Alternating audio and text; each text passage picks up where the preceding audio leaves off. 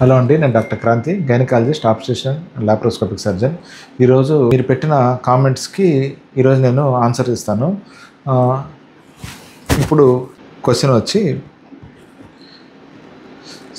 Copper tea misplace అవ్వకుండా ఏమైనా జాగ్రత్తలు తీసుకోవచ్చా? ప్లీజ్ చెప్పండి సార్. ఇప్పుడు కాపర్ టీ అనేది మనం దేనికి వాడతారంటే ఫ్యామిలీ ప్లానింగ్కి, పిల్లలు పుట్టుకుంటా ఉండే పద్ధతిలో అదొకటి.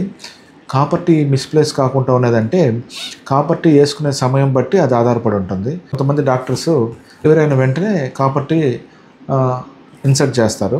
అలాంటప్పుడు ఆ సమయంలో ఇన్సర్ట్ చేసినప్పుడు అది మిస్ప్లేస్ అయ్యే ఛాన్స్ ఎక్కువ ఉంటుంది.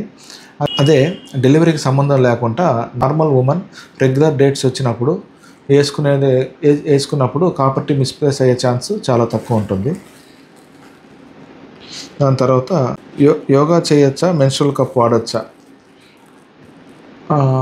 కాపర్ టీ వేసుకున్నప్పుడు మెన్స్ట్రువల్ కప్ వాడుకోవచ్చు, యోగా చేసుకోవచ్చు, ఎలాంటి ఇబ్బంది ఉండదు.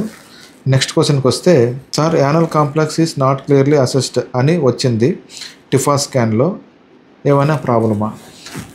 ఇప్పుడు యానల్ కాంప్లెక్స్ అంటే అర్థమైందంటే యానస్ అంటే యానల్ కాంప్లెక్స్లో ఏమొస్తుందంటే పెరినియల్ మజిల్స్, అంటే మనం లెట్ను కూర్చునే రంధ్రం చుట్టూ ఉండే మజిల్స్ స్పింక్టర్స్ అనేది వస్తాయి. అంటే ఇంటర్నల్ స్పింక్టర్, ఎక్స్టర్నల్ స్పింక్టర్ అని వస్తుంది.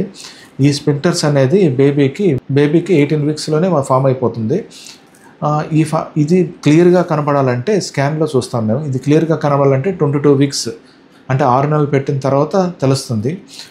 ఒకవేళ 22 వీక్స్లో స్కాన్లో కనబడలేదంటే ఒక 2 వీక్స్ తర్వాత మళ్ళీ రిపీట్ చేస్తారు.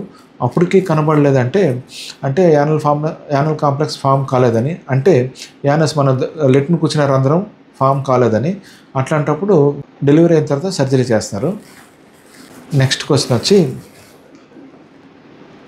బైకార్నేట్ యూట్రస్ ట్రీట్మెంట్ గురించి చెప్పండి సార్. ఈ బైకార్నేట్ యూట్రస్ అనేది గర్భసంచిలో ఒక మాల్ ఫార్మేషను.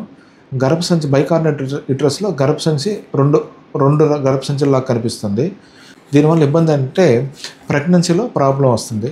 ప్రెగ్నెన్సీలో ఏ రకంగా ప్రాబ్లం వస్తుందంటే ప్రీటర్మ్ డెలివరీ, అంటే డెలివరీస్ ముందుగానే డెలివరీ అయిపోతారు. దాంతోపాటు మాల్ ప్రజెంటేషన్స్, అంటే బిడ్డ అడ్డంగా ఉండే అవకాశాలు ఎక్కువ ఉంటుంది. ఫస్ట్ ప్రెగ్నెన్సీలో ఈ బైకార్నేట్ యూట్రస్ అని మనం స్కాన్లోనే తెలుస్తుంది. సాధారణంగా మామూలుగా బైకార్నేట్ యూట్రస్ వాళ్ళకి ఇబ్బందులు ఉండవు. ఎప్పుడైతే మనం స్కాన్ చేస్తాం దాంట్లో మనకు ఈ బైకార్నేట్ యూట్రస్ అని తెలుస్తుంది. ఈ బైకార్నేట్ యూట్రస్ ఎప్పుడు తెలుస్తుంది అంటే మనం యాంటీనేటల్ చెకప్స్కి వెళ్తాం కదా, అప్పుడు స్కాన్లో బైకార్నేట్ యూట్రస్ తెలుస్తుంది. అప్పటి నుంచి జాగ్రత్తగా ఉండాలి. ఏమన్నా మనకు పెయిన్స్ ఏమైనా వస్తున్నాయా, ప్రీటర్మ్ డెలివరీ అవకాశాలు ఉన్నాయా, లేదా మాల్ ప్రజెంటేషన్లో ఉందా చూసుకుంటాం. ఒకవేళ ప్రీటర్మ్ డెలివరీ అయ్యిందనుకోండి, నెక్స్ట్ రిపీటెడ్గా ఈ విధంగా ప్రీటర్మ్ డెలివరీస్ అవుతుంటే అప్పుడు సర్జరీ చేస్తాము. ఈ సర్జరీ అనేది మెట్రోప్లాస్టీ అనే పద్ధతి ద్వారా సర్జరీ చేస్తాము. నెక్స్ట్ క్వశ్చన్ వచ్చి, హాయ్ సార్, నాకు లైపోమా థ్రోట్ మీద వచ్చింది. ఇప్పుడు డెలివరీ 6 months అవుతుంది. అది గ్రో అయ్యింది. డాక్టర్ చూపించుకోవాలి సార్. లైపోమా అనేది ఏం లేదు, అది కొవ్వుగడ్డ అంటారు.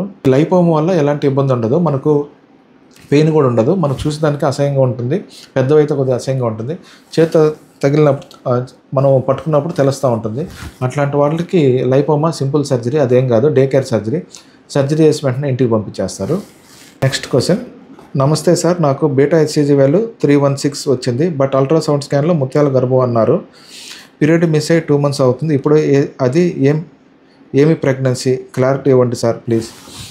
ఈ ముత్యాల గర్భం అనేది లోపల ప్రెగ్నెన్సీలోనే అది కాంప్లికేషను. ముత్యాల గర్భం అంటే బేబీ డెవలప్ కాదు, బేబీ బదులు దాంట్లో గ్రేప్ లైక్, అంటే ద్రాక్ష పండులాగా టిష్యూ ఉంటుంది.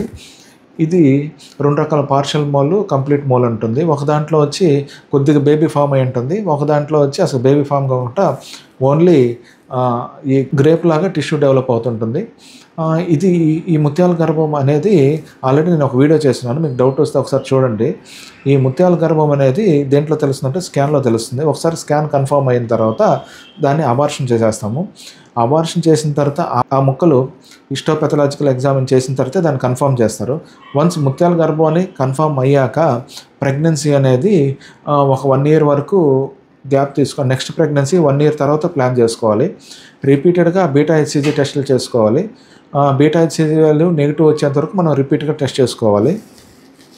నెక్స్ట్ క్వశ్చన్, సార్ నాకు ఏఎఫ్ కిట్ ట్యాబ్లెట్ ఇచ్చారు, అది ఎలా యూజ్ చేయాలి? 1 డే యూజ్ చేయాలా లేక 3 days యూజ్ చేయాలా?